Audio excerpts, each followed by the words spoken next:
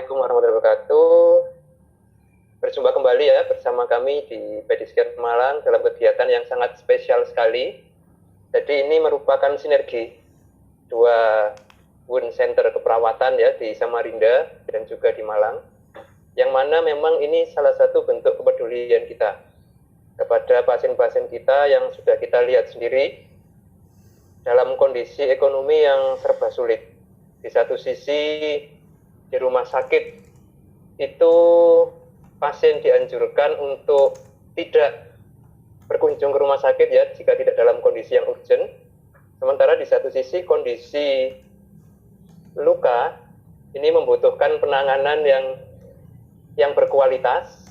Plus satu sisi lagi adalah secara ekonomi juga banyak pasien yang mengalami kesulitan biaya karena kehilangan pemasukan akibat efek dari pandemi ini.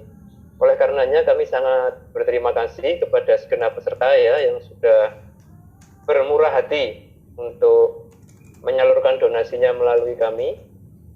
Insya Allah ini akan menjadi angin segar ya bagi banyak sekali pasien, sangat mengurangi beban mereka ya, sehingga perawatan bisa tetap dilanjutkan dan secara kualitas hidup tetap terjaga.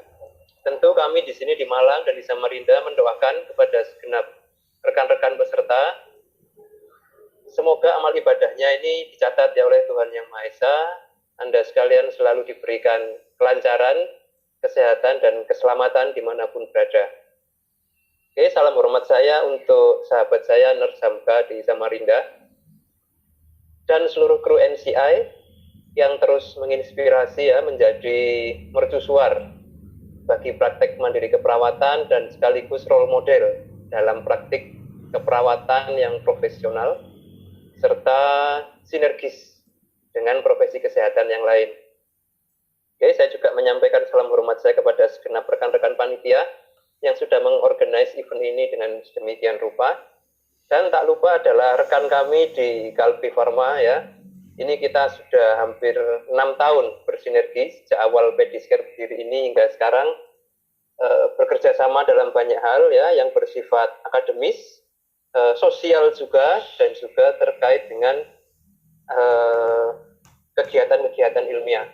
Semoga sinergi ini bisa terus berlangsung serta memberikan suatu hasil atau luaran yang mutualisme dari kami ya selaku pelaku perawatan luka dan juga dari profesi perawatan sangat terbantu dengan sinergi dari produk.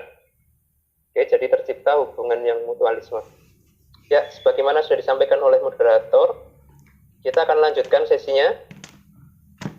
Dan saya rasa ini menjadi kelanjutan dari apa yang sudah dijelaskan oleh Nurse Hamka tadi di materi pertama ya, bahwa terdapat banyak sekali faktor yang memicu fisiologi penyembuhan luka ini tidak berjalan sebagaimana mestinya, atau dengan kata lain terjadi suatu kondisi stagnasi. Nah, salah satu yang memang cukup sering terjadi serta banyak membuat pusing ya para praktisi perawatan luka adalah satu struktur biologis unik yang disebut sebagai biofilm.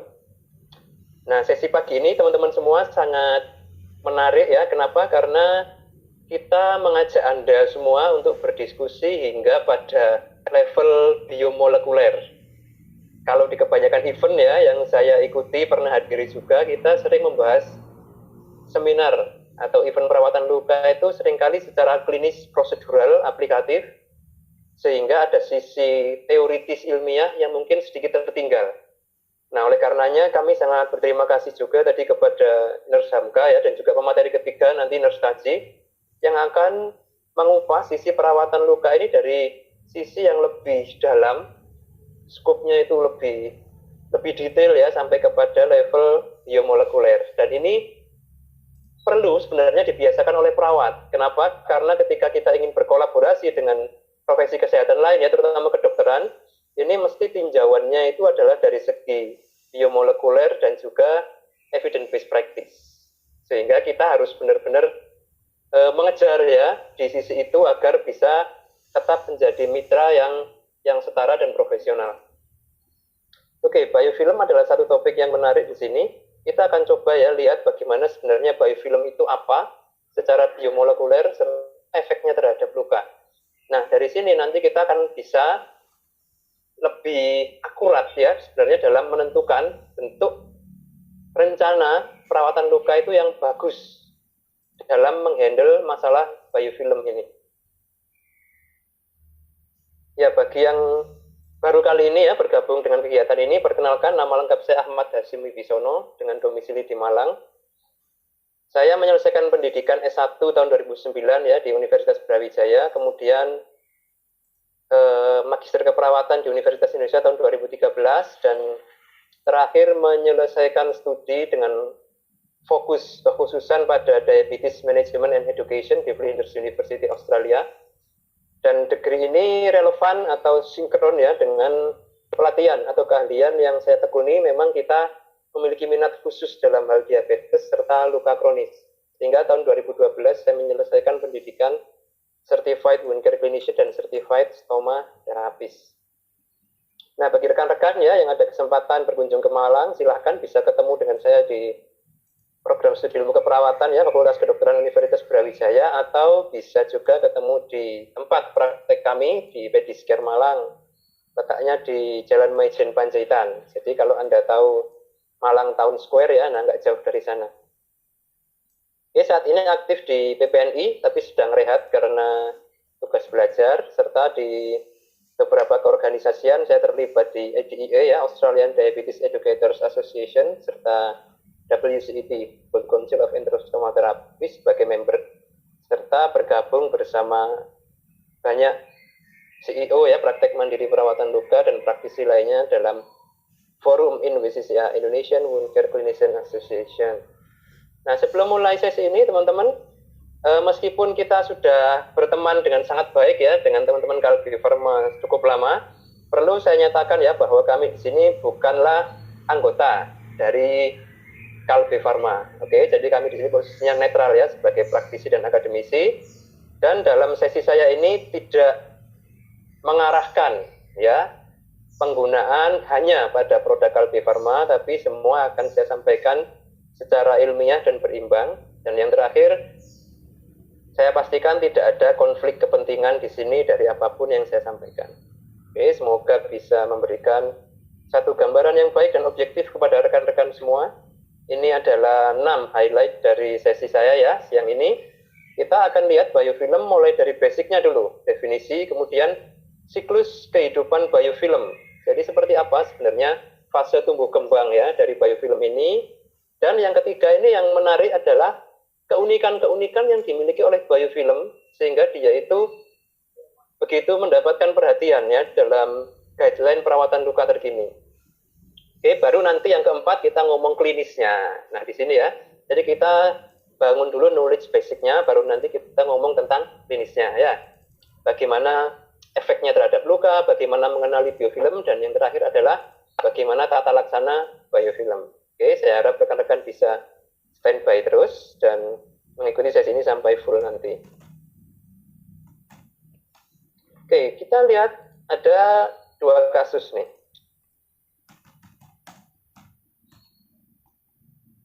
Oke, satu kasus seperti ini ya, kita bisa luka dengan warna dasar yang kurang jelas ya, ini antara merah atau kuning.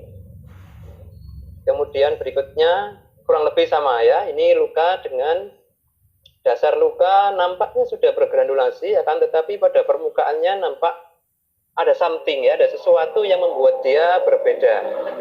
Oke, dari kedua luka ini terdapat satu kesamaan, yaitu dia mengalami stagnasi, progres penyembuhan lukanya. Meskipun sekilas nampak nice ya, ada warna merah di sana, tidak ada warna kuning atau slav yang nyata atau warna hitam apalagi tidak ada, tapi kedua luka ini menunjukkan kondisi yang stuck atau macet. Oke. Nah, dari sini kita akan kupas ya sebenarnya apa yang terjadi dengan kedua luka ini. First ya, pertama kita lihat dulu apa itu biofilm. Ya, ini langsung saya ambil dari guideline ya, Wound Infection Institute, bahwa yang disebut wound biofilm itu sebenarnya adalah suatu komunitas dari mikroorganisme. Oke, yang namanya komunitas itu bisa satu jenis atau banyak jenis ya, multi spesies. Oke, dari komunitas ini yang menarik adalah mereka itu secara kolektif membentuk suatu perilaku yang seragam, yaitu berupa apa? Berupa defense atau pertahanan diri untuk saling melindungi satu sama lain. Oke, bisa dilihat di sini ya. Bentar, saya tunjukkan pointernya. Bisa dilihat di sini, dia akhirnya menunjukkan suatu toleransi yang signifikan terhadap antibiotik maupun antimikrobial, plus terlindung dari host immunity. Nah, ini satu definisi yang cukup lengkap dan mencerminkan karakteristik biofilm itu sendiri ya teman-teman. Jadi yang pertama, dia adalah suatu komunitas mikroorganisme yang ternyata hidup bersama secara harmonis menghasilkan satu perilaku yang kompak.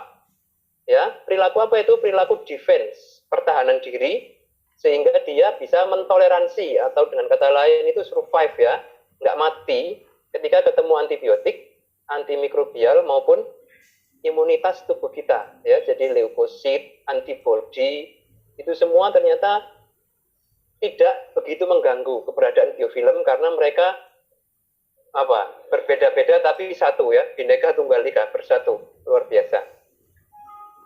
Oke, dan dari hasil penelitian ya menunjukkan bahwa biofilm ini ditemukan pada setidaknya 60% luka kronis.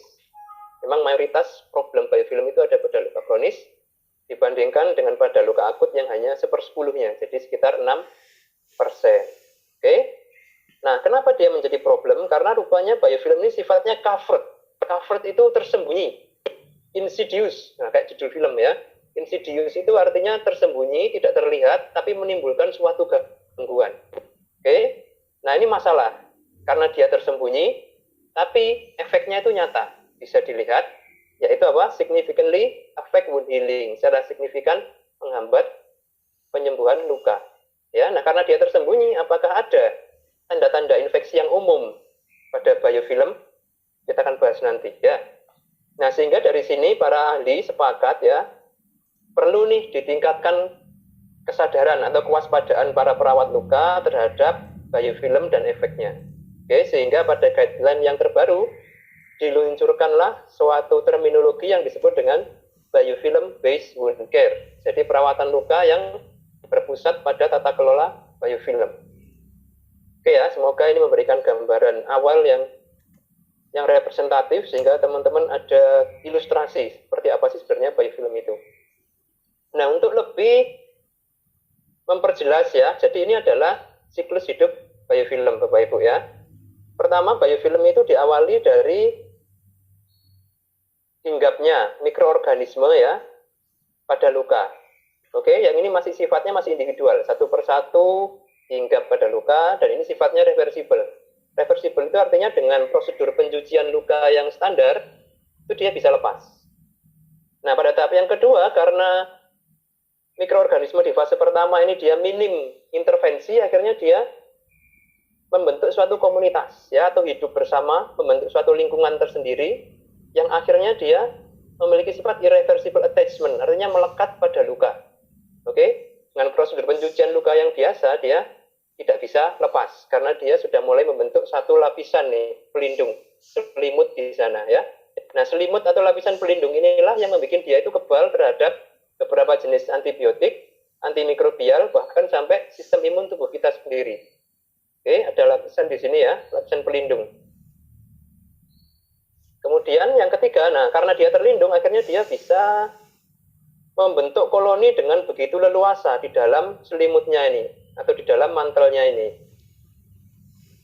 Oke ya, sehingga jumlahnya akan terus bertambah dengan kondisi yang relatif aman sampai pada fase yang keempat dia benar-benar maturasi, matur. Artinya mikroorganismenya itu benar-benar penuh, padat dan banyak sekali. Yang akhirnya pada tahap kelima terjadi dispersing. Dispersing itu melepaskan anggotanya ya untuk menyebar dan tumbuh di bagian luka yang lain. Oke ya, nah jadi teman-teman semua bisa kita lihat ya.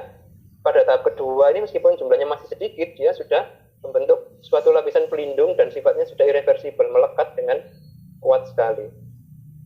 Oke, ini adalah daur kehidupan biofilm.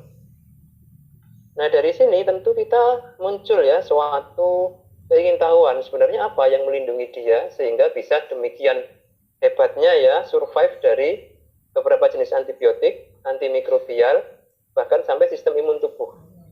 Oke, ini adalah keunikan yang dimiliki oleh biofilm. Rupa-rupanya yang disebut lapisan pelindung itu disebut dengan istilah EPS, ya, EPS, External Polymeric Substance. Ini tolong diingat-ingat Bapak Ibu ya, EPS. Jadi EPS ini adalah suatu perisai yang tersusun dari polisakarida, protein, beberapa jenis glikolipid ya, serta DNA bakteri. Nah, apa kemampuan dari EPS ini? Rupanya dia bisa mencegah molekul yang berukuran besar, seperti antibodi, makrofag, monosit, limfosit ya, beberapa jenis antiseptik dan desinfektan, serta sel-sel inflamatorik. Yang normalnya sel-sel inflamatorik ini melakukan fagositosis atau mencerna benda asing, itu dia tidak bisa masuk ke dalam komunitas biofilm tersebut karena terhalang oleh EPS ini. Luar biasa ya, jadi ini beberapa bakteri yang berbeda-beda spesies tapi bisa bersatu dan membentuk suatu EPS, mantel perlindungan. Nah, dari sini secara eksternal dia dilindungi oleh EPS, secara internal antar mereka sendiri itu rupanya terjadi suatu barter ya, tukar menukar efek proteksi dari masing-masing spesies yang tukar menukar dengan spesies yang lain. Jadi misalkan di dalam situ ada bakteri Pseudomonas aeruginosa, kemudian ada bakteri Streptococcus. Sorry, ada sedikit gangguan noise ya di luar. Kita tunggu berlalu dulu.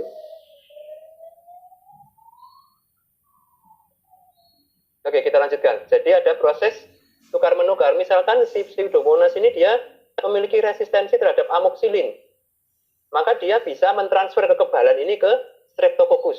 Bayangkan ya, gen yang memberikan imunitas ini bisa ditransfer. Demikian pula sebaliknya, ketika si Streptococcus ini misalkan dia resisten terhadap amikasin, nah dia bisa mentransfer kekebalan ini ke Pseudomonas, sehingga di dalam sana itu terjadi suatu mekanisme saling bertukar dan menguatkan. Nah, ini yang membuat dia itu sulit ditangani ya. Oke, kemudian nah bisa juga di poin yang ini ya, biofilm ini juga dia menghasilkan enzim-enzim yang bersifat protektif. Oke ya, jadi bisa melindungi sel-sel lain yang memang ternyata tidak bisa memproduksi kekebalan yang sama. Oke, dia mentransfer gen kekebalan tadi ya, sudah saya jelaskan. Plus ada beberapa jenis spesies yang memang memproduksi substansi khusus. Seperti contohnya Pseudomonas aeruginosa ini memproduksi rhamnolipids, ya, substansi kimia disebut rhamnolipids, yang mana dia akan membunuh PMN ya, polymorphonuclear cell. Salah satu sel dalam keluarga leukosit ya, sel darah putih yang aktif sebagai antibakterial. Itu dirusak oleh rhamnolipids. Kemudian Staphylococcus aureus nih, dia bisa membuat leukotoksin, oke, yang merupakan racun terhadap sel darah putih.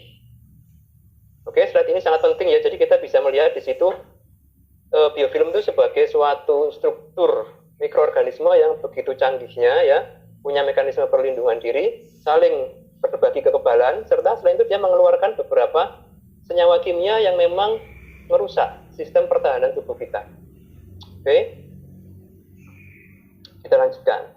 Nah, sehingga dari situ apa yang terjadi? Pertama yang jelas akan timbul efeknya adalah inflamasi ini akan terjadi terus. Kenapa? Karena tubuh ini mendeteksi sebenarnya ada benda asing di sana berupa biofilm. Oke, begitu ada benda asing kan muncul reaksi inflamasi.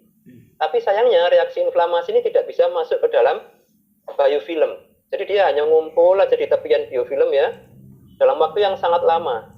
Oke, jadi selama ada biofilm, pasti di sekitarnya itu terjadi reaksi inflamasi.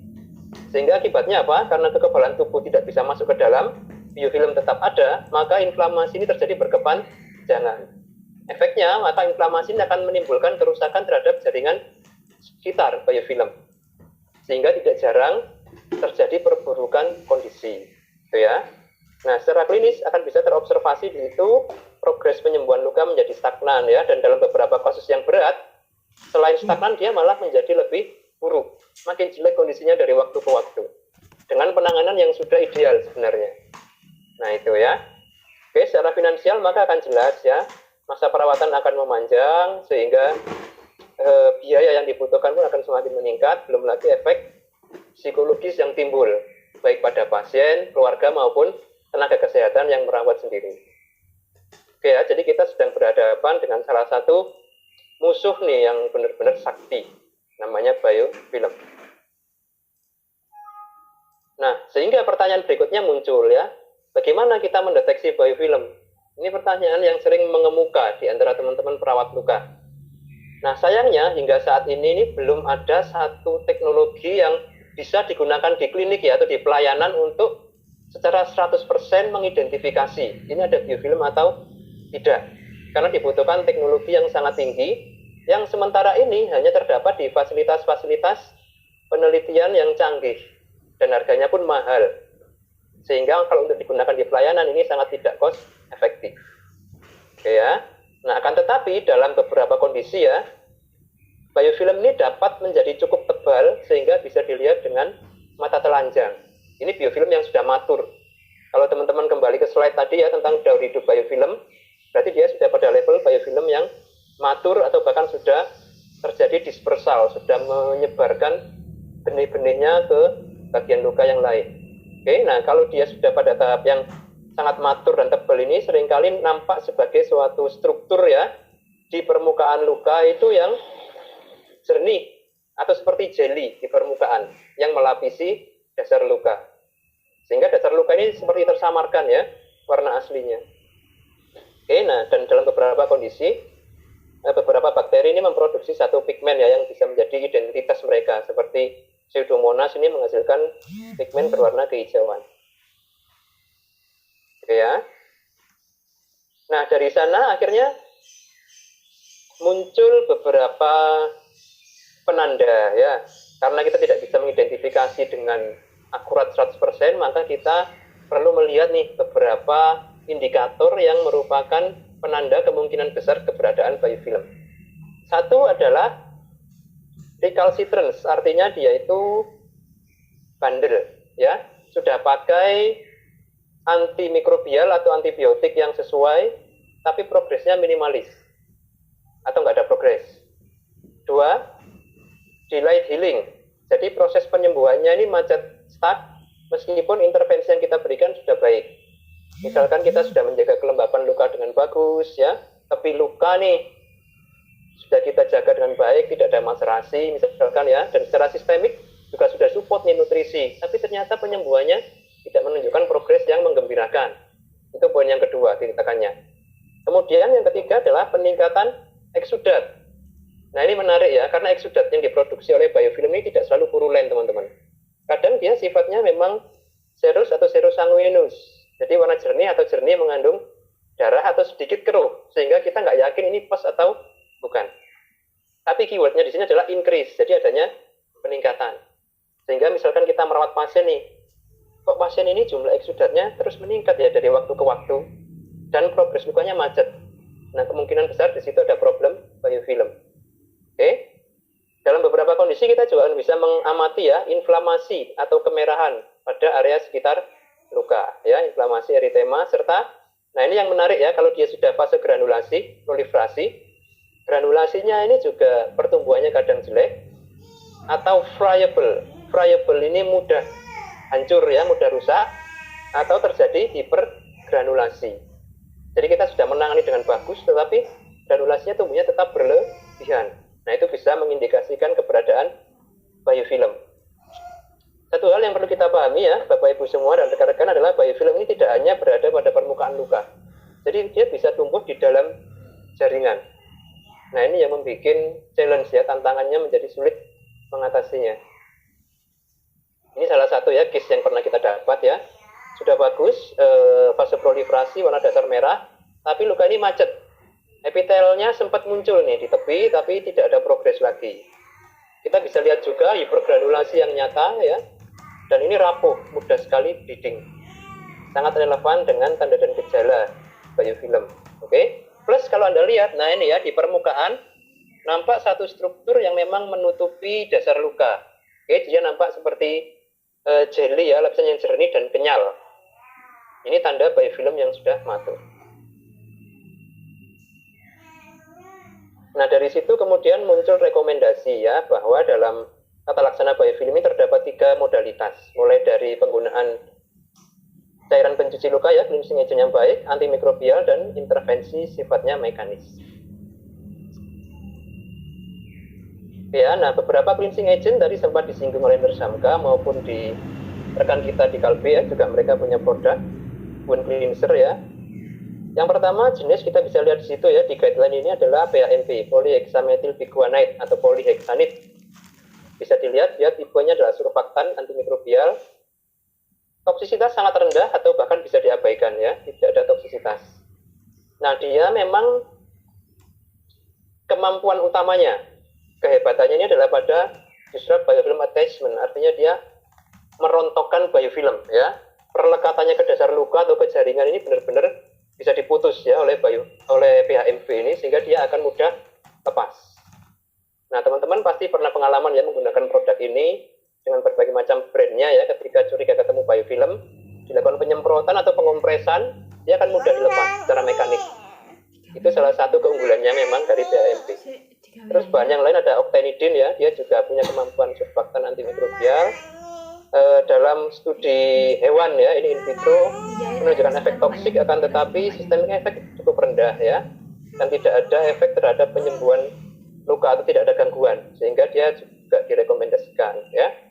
Nah, dia selain antimikrobial ya, cara kerjanya ini adalah memang bisa mencegah munculnya biofilm baru ya, serta ini fase awal ya, planktonik fase awal tadi yang nomor 1 itu bisa dicegah. Tapi jadi punya cara kerja yang sedikit berbeda dengan PHMB ya. Ada lagi bahan-bahan lain ya, superoxidase dengan hipochloric acid. Ini kalau di Indonesia masih belum banyak produknya ya, sodium hipochlorite ya. Dia bisa penetrasi ke biofilm memang ya, termasuk salah satu yang bisa menembus EPS.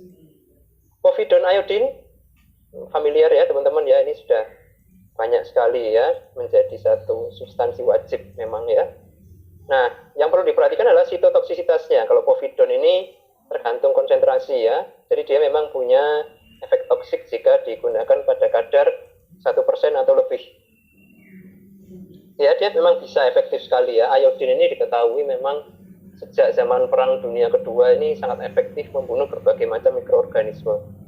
Jadi dia memang spektrumnya sangat luas dan belum ada ya dilaporkan ada bakteri itu yang resisten terhadap iodine. Yang menjadi masalah memang pada efek sitotoksisitasnya ini yang perlu diperhatikan. Itu tadi adalah cairan pencuci luka yaitu antiseptik Bapak Ibu ya. Nah, sekarang kita lihat pada antimikrobial, oke, balutan-balutan ya. Ada beberapa jenis di sini yang direkomendasikan dan tidak semua ada di Indonesia ya. Saya coba highlight ya, ada iodine, madu, ada silver. Ini yang paling banyak ditemukan di tempat kita. Oke. Kalau yang sediaan standar farmasi yang madu ini masih jarang ya kita temukan di Indonesia ya. Oke, iodine ini diketahui memang bagus sekali ya. Selain dia bisa menghancurkan biofilm, dia juga menghambat pertumbuhan biofilm baru. Dan yang ketiga, dia secara signifikan mengurangi jumlah koloni biofilm yang sudah matur, yang sudah tebal, itu dia bisa mengurangi jumlahnya. Oke ya. Bagi kita para klinisi perlu waspada karena ada beberapa kondisi yang harus dihindari ya. Contoh pasien dengan gangguan kelenjar tiroid atau penyakit ginjal ya, ini harus dihindari penggunaan iodine. Atau pasien dengan luka bakar yang luas, ditakutkan terjadi absorpsi sistemik yang tinggi. Oke, madu yang direkomendasikan yang medical grade ya, artinya yang sudah terstandar, tingkat kelembapannya, terus seragam ya, komposisi dari madunya, tidak bervariasi. Madu diketahui juga menghambat pertumbuhan biofilm, kemudian mengurangi ya pertumbuhan koloni biofilm ya, serta menghambat fungsi quorum sensing. Nah, quorum sensing belum sempat saya bahas ya. Jadi quorum sensing ini Bapak Ibu adalah kemampuan untuk mendeteksi tingkat keamanan lingkungan. Nah, canggih ya. Jadi biofilm ini dia bisa mendeteksi. Kalau lingkungan dirasa tidak aman, dia tidak akan mempercepat pertumbuhan di sana. Tapi kalau lingkungan dirasa baik ya, maka dia akan mempercepat pertumbuhan di sana. Dia bisa mengindra hal seperti itu. Ya, next silver. Silver ini ada berbagai macam sediaan ya. Ada garam silver, metalik, atau bahkan yang sudah diimpregnated ke dalam berbagai jenis balutan. Nah, efek terhadap biofilm apa? Dia bisa memang menghancurkan biofilm, mulai dari yang matur sampai dengan yang mulai dari yang masih muda ya sampai dengan yang sudah matur. Dengan kadar seperti ini ya, yang direkomendasikan 5 mikrogram per cc atau per mikroliter. Oke. Kalau diprosentasekan ini kalau tidak salah sekitar 3 sampai 5% konsentrasi silver yang disarankan pada balutan. Oke ya. Silver juga hampir sama dengan iodin, dia punya efektivitas yang sangat tinggi. Terus silver ini adalah menyerang mikroorganisme dari banyak sisi ya. Nanti kita akan bahas di slide berikutnya. Nah, ini ya, kita lihat lebih dalam yang namanya iodin Bapak Ibu, tidak hanya betadin ya. Memang pada awal 1800-an ini iodin murni. Atau kita kenal ya kalau yang versi terdahulu namanya PVPI, polyvinyl pyrrolidone iodine atau povidone iodine. Oke. Yang terbaru kita mengenal varian iodine yang lain yaitu kadexomer iodine. Oke. Iodine memang punya spektrum yang luas ya, dan sangat sedikit sekali ada case itu yang menunjukkan resistensi. Jadi efeknya memang sangat tinggi ya. Oke, terus terkait keamanan ya, ketika kita ngomong povidone iodine, ini pada konsentrasi rendah sudah mulai muncul efek toksik terhadap beberapa sel tubuh.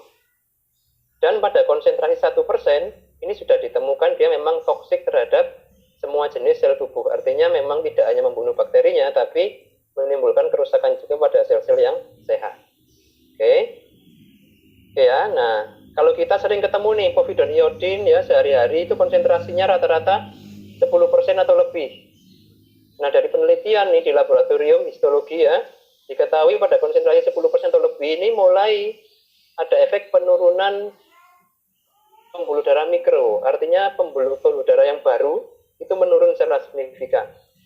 Oke, kemudian jumlah neutrofil ya, sel darah putih, fibroblast ini sel penghasil kolagen, dan dendrocytes ini juga mengalami penurunan karena efek toksik dari povidone iodine. Memang dia bagus karena dia bekerjanya itu dalam waktu yang singkat sekali. Begitu dipakai, iodine langsung bekerja, tapi tidak lama kemudian memang habis iodinnya. Sehingga biofilm berpotensi muncul kembali kalau kita menggunakan povidone iodine. Nah, sementara generasi yang lebih baru ya, kadexomer iodine ini menarik karena dia memang didesain punya fungsi mengikat eksudat, serta iodinnya ini dirilis secara bertahap, tidak sekaligus. Nah, ini menimbulkan beberapa kelebihan. Yang pertama adalah efek antimikrobialnya ini bisa bertahan lama, ya. Bisa 24 jam, 48 jam atau lebih, tergantung jumlah eksudat. Akhirnya apa? Selama dia masih ada di situ, iodin dilepaskan perlahan, sehingga biofilm yang sudah dihancurkan ini tidak mudah tumbuh kembali. Karena dia memang gradual release. Pelepasan iodinnya itu bertahap. Bedanya dengan povidone iodine di sana. Kalau povidone iodine langsung, iodinnya bekerja semua dan habis. Oke, kemudian kita lanjut ke silver ya Bapak Ibu ya.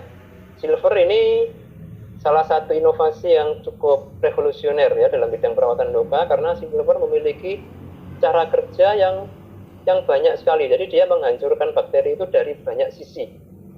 Oke, berbeda dengan antibiotik yang mana biasanya antibiotik itu punya single target ya, satu saja titik serangnya. Tapi kalau silver ini bisa menyerang banyak sisi sekaligus. Oke, jadi dia bisa merusak dinding sel, dia bisa merusak metabolisme sel bakteri itu sendiri, dia bisa merusak DNA dari bakteri. Jadi dia bekerja dari banyak sisi. Oke ya. Nah, konsentrasi yang disarankan memang 1-5 mikrogram per cc. Ya, 1-5 parts per million. Jadi kalau kita menggunakan produk silver, pastikan rentangnya itu dalam rentang ini Bapak Ibu ya, dia bisa efektivitasnya maksimal. Oke ya. Nah, pada biofilm yang sudah matur, memang konsentrasi yang disarankan itu adalah pada konsentrasi 5 mikrogram per cc atau lebih. Oke, jangan sampai kurang. Kalau di bawah ini memang dia efektif sebagai antimikrobial, cuman kalau sudah kita yakin di situ ada biofilm, sebaiknya pakai yang konsentrasi 5 atau lebih. Oke ya. Oke, kemudian juga bentuk-bentuk dressing yang mengandung silver, kita perlu pastikan adalah silvernya ini juga lepasnya bertahap, tidak langsung lepas sekaligus. Sehingga dia bisa bertahan lebih lama pada permukaan luka, bisa mencegah munculnya biofilm yang baru. Oke ya. Nah, yang terbaru juga Bapak Ibu adalah kita mendapatkan salah satu produk ya, ini pencuci luka yang dengan teknologi terkini ya, relatif memang baru dan belum muncul di guideline ya. Dia adalah silver dengan bahan aktif, dia adalah pencuci luka dengan bahan aktif nano silver. Oke, jadi dia nano sehingga reaksinya itu cepat, kuat, dan segera selesai. Nah, ini bedanya dressing dengan antiseptik. Kalau antiseptik pencuci luka memang idealnya bekerja seketika dan langsung selesai. Selanjutnya tugasnya dilanjutkan oleh dressing, seperti itu ya. Karena dengan demikian tercipta resiko absorpsi yang rendah dan dia non-toksik. Ini ya yang sudah kita dapatkan hasil studinya. Jadi si nano silver antiseptik ini bisa mengurangi bakteri ya, dari jumlah 10⁻7 menjadi 10⁻2 dalam 60 detik. Nah, ini bisa menjadi alternatif ya Bapak Ibu ya. Jadi kita memang perlu melihat efektivitas cairan pencuci ini dari berbagai produk. Jadi jangan fanatik pada satu produk saja. Misalkan dengan produk A, hasilnya sempat bagus, ternyata stuck, tidak bagus lagi, maka kita harus switch ya ke produk yang lain. Dan yang direkomendasikan memang kita memasang rentang waktu untuk evaluasi 14 hari. Sehingga misal kita pakai salah satu bahan aktif, awalnya bagus, ternyata macet, kita harus mencoba yang lain. Itu sebagai praktisi kita harus jeli melihat perkembangan luka ya. Oke, waktu tinggal 5 menit, jadi saya percepat saja. Ini salah satu contoh ya. Pengalaman kita menggunakan salah satu jenis dressing dengan bahan aktif iodin, yaitu kadexomer iodin ya, bentuknya dia powder. Bisa dilihat, ini lapisan dengan biofilm ya. Dengan penggunaan kadexomer iodin ini, biofilm menjadi lebih mudah dilepaskan pada saat perawatan luka.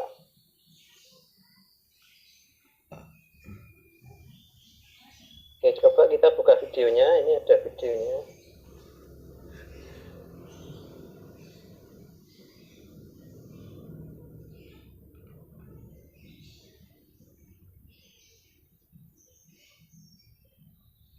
Oh, tidak keluar. Sebentar, share screen-nya saya rubah settingnya dulu.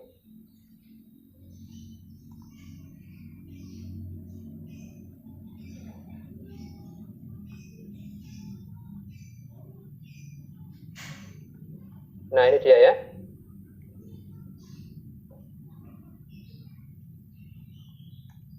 Bisa kita lihat di situ Bapak Ibu ya, setelah kita gunakan kadexomer iodin dalam perawatan lukanya sebagai dressing primer, itu biofilmnya bisa terangkat dengan relatif mudah menggunakan teknik mechanical. Jadi kita bisa lepaskan ya dengan pinset. Nah, ini ya yang saya maksud tadi, struktur biofilm yang sudah matur. Dia membentuk satu lapisan seperti jelly yang tumbuh pada permukaan luka menutupi dasar luka. Nah, yang Anda lihat di sini adalah ini struktur biofilm yang dia mulai penetrasi ke dalam jaringan. Sehingga setelah kita lepaskan, dia sedikit ada efek pendarahan di situ ya.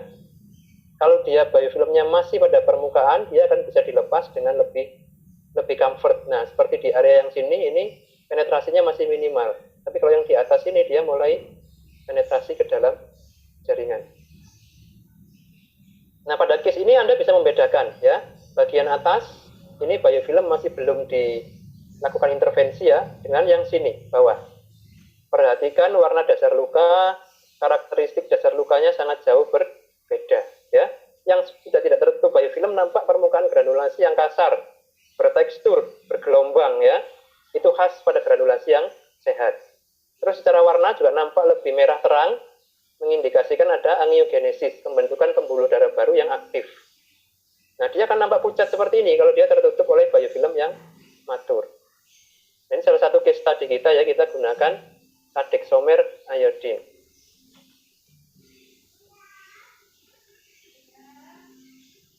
Ini contoh ya, biofilm yang sudah matur tapi dia tidak penetrasi ke dalam jaringan. Oke, bisa dilihat di situ dia mudah dilepaskan ya tanpa menimbulkan bleeding. Nah, ini bisa kita permudah lagi saat perawatan kita berikan pencuci luka PHMB misalkan yang dia bisa memotong ya perlekatan biofilm ke dasar luka. Sangat membantu sekali. Oke, dari sini bisa kita simpulkan ya bahwa biofilm sangat berpengaruh terhadap penyembuhan luka. Tapi keberadaannya mungkin tidak dikenali oleh para praktisi. Oke, sehingga ada 3 metode yang bisa kita gunakan untuk mengatasi biofilm ya. Pertama, pakai pencuci luka yang baik. Yang kedua, pakai balutan antimikrobial. Dan yang ketiga, gunakan intervensi mekanis. Oke. Kemudian bahan aktif, iodin dan silver. Secara klinis maupun secara penelitian sudah terbukti efektif untuk mengatasi biofilm ya. Dan kadexomer iodin ini juga kita bisa lihat ya, memiliki efek yang sangat memuaskan dibandingkan dengan antimikrobial yang lain. Ya, saya rasa ini yang dapat saya sampaikan ya, sesi yang singkat ini. Semoga bisa menambah wawasan kita bersama, serta bisa menjadi pemicu ya, trigger untuk proses diskusi kita. Saya kembalikan kepada moderator. Terima kasih. Assalamualaikum warahmatullahi wabarakatuh. Waalaikumsalam warahmatullahi wabarakatuh.